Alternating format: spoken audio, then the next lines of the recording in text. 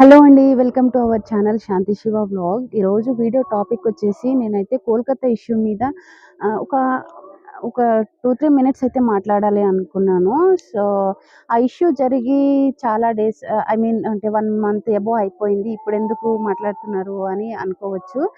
Actually నేను video అప్పుడే చేద్దాం అనుకున్నాను కానీ నా మైండ్‌లో ఏముండింది అంటే నెగెటివ్ థాట్ ఉండిందనమాట. ఏమో వ్యూస్ కోసమే ఇలా మాట్లాడుతుందేమో అంటే ఆ టాపిక్ మీద మాట్లాడితే వ్యూస్ వస్తాయని చెప్పేసి మాట్లాడుతుందేమో అని చాలామంది నన్ను అపార్థం చేసుకుంటారేమో అని నేను ఇన్ని రోజులు ఆగాననమాట. నేను చేయలేదు. ఇంకొకటి నాకు ఆహ్, అసలు మైండ్‌లో చాలా రన్ అవుతుందనమాట నాకు. మాట్లాడాలి, మాట్లాడాలి అని. బట్ ఏదైతే అదైంది. ఎవరు ఏమనుకున్నా సరే మనం స్పందించడం వల్ల ఏంటి అంటే జస్టిస్ కూడా తొందరగా జరుగుతుంది. ఎంతమంది ఎంత ఎక్కువగా ఎన్ని రకాలుగా స్పందిస్తే అంత ఎక్కువ అంటే అంత తొందరగా జస్టిస్ అనేది జరుగుతది అనేది నా నమ్మకం అనమాట. ఇంకొకటి చూసే మీకు కూడా సోషల్ మీడియా ప్లాట్‌ఫార్మ్ ఏదైనా ఉంది అంటే మీరు కూడా ఏదో రకంగా కామెంట్ రూపంగానో, ఏదో ఒక రూపంలో అయితే స్పందించాలి. ఎందుకంటే మనం ఆడపిల్లలం. నేను ఆడపిల్లని. నాకు ఒక ఆడపిల్ల ఉంది. ఈరోజు కోల్‌కత్తాలో జరిగింది. రేపు మన దగ్గర జరగదు అని గ్యారంటీ లేదు కదా! సో, మనం ఎందుకు స్పందించాలి అంటున్నాను అనంటే, మనం ఎంత ఎక్కువ ఇప్పుడు ఫర్ ఎగ్జాంపుల్ ఏదైనా ఇష్యూ జరిగినప్పుడు, దాని గురించి ఎంతమంది ఎంత ఎక్కువగా స్పందిస్తే, అంత తొందరగా దాని మీద అంటే యాక్షన్ అనేది ఉంటది. ఒకవేళ మనం స్పందించలేదు అనుకోండి, ఇప్పుడు మనకే ఏదైనా అన్యాయం జరిగింది అని చెప్పేసి ఇప్పుడు మనకే ఏదైనా అన్యాయం జరిగిందనుకోండి, వేరే వాళ్ళు కూడా ఆ అన్యాయం మీద మాట్లాడాలి అని మనం కూడా అనుకుంటాం కదా! అలా మాట్లాడడం వల్ల జస్టిస్ తొందరగా జరుగుతుందని జెప్పేసి మనం గూడా ఆశిస్తాం కదా! సో, అలాగే అన్నమాట. ఆ ఇష్యూ మీద మనం కూడా అంటే స్పందించడం వల్ల ఏంటంటే జస్టిస్ అనేది తొందరగా జరుగుతుంది. యాక్షన్ తొందరగా తీసుకుంటారు అనేది నా ఒపీనియన్. కోల్‌కత్తా లాంటి మహానగరంలో ఇలాంటి సిట్యుయేషన్ జరిగింది కాబట్టి బయటికొచ్చింది. ఇంకా చాలా అంటే విలేజెస్‌లలో కూడా చాలా జరుగుతాయి. బట్ చాలా వరకు కూడా బయటికి రావు అన్నమాట.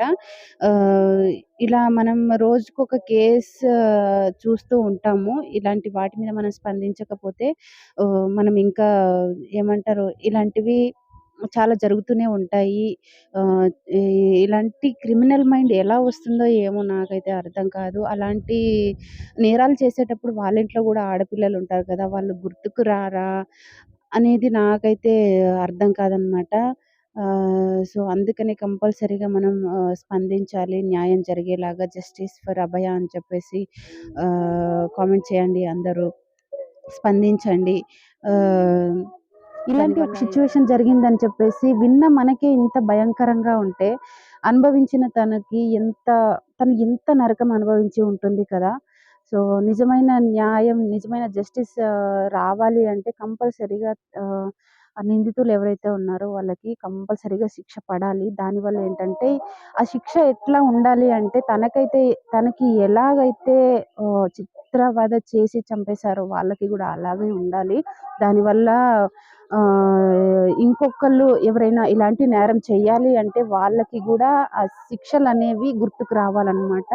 నో ఇ ఇ ఇలా చేస్తే ఇలా జరుగుతుంది అని చెప్పేసి. మన కంట్రీలో ఏంటంటే శిక్షలు తొందరగా పడవు. అంత కఠినంగా ఉండవు కాబట్టి ఇలాంటి మృగాల్లాంటి ఆహ్, కొంతమంది ఇలా ఉంటారేమో అనిపిస్తది. సో, అంటే మాట్లాడాలంటే కూడా భయమేస్తదనమాట. సో, కంపల్సరీగా స్పందించండి. దానివల్ల ఆహ్, తొందరగా యాక్షన్ అనేది జరుగుతది. So, justice for Moumita. Justice for Abhaya. ఇంకో విషయం ఏంటి అంటే మనం ఒకవేళ మన ఇంట్లో ఆడపిల్లలు ఉన్నారనుకోండి, సెల్ఫ్ డిఫెన్స్ క్లాసెస్ అని చెప్పేసి చాలా జరుగుతూ ఉంటాయి చాలా చోట్ల. అంటే ఈ మధ్య చాలా ఎక్కువైపోయాయి. సో, మీ ఇంట్లో ఆడపిల్లలు ఉంటే కంపల్సరీగా సెల్ఫ్ డిఫెన్స్ క్లాసెస్‌కి పంపించండి. దానివల్ల ఏంటంటే వాళ్ళని వాళ్ళు రక్షించుకోగలుగుతారు. ఏదన్నా ప్రాబ్లమ్ వచ్చినా కానీ వాళ్ళని వాళ్ళు రక్షించుకోగలుగుతారు. సో, కంపల్సరీగా క్లాసెస్‌కైతే పంపించండి. ఇది అంటే నా ఒపీనియన్. నేను కూడా అనుకున్నాననమాట. యాక్చువల్లీ మా పాప చిన్నగా ఉంది. తనని కూడా అసలు తను పుట్టినప్పుడే నాకనిపించిందనమాట. ఇది ఏమంటారు సొసైటీ మంచిగా లేదు. కంపల్సరీగా ఆడపిల్లలు అంటే వాళ్ళని వాళ్ళు రక్షించుకోగలగాలి. వాళ్ళు ఆడపిల్లల్లాగా కాకుండా మగపిల్లల్లాగా స్ట్రాంగ్‌గా ఆడపిల్లలకి మాత్రమే మనం అంటే నైట్ టైమ్‌లో ఎటైనా వెళ్ళినా కానీ తొందరగా ఇంటికి రావాలి. ఇలాంటి జాగ్రత్తలు చాలా చెప్తూ ఉంటాము. బట్ ఆడపిల్లలకి మనం జాగ్రత్తలు చెప్పడం మాత్రమే కాదు, మన ఇంట్లో మగ పిల్లవాళ్ళు ఉంటే గనక వాళ్ళకి కూడా ఆడపిల్లలతో మనం ఎలా బిహేవ్ చేయాలి అనేది మనం ఖచ్చితంగా నేర్పించాలి.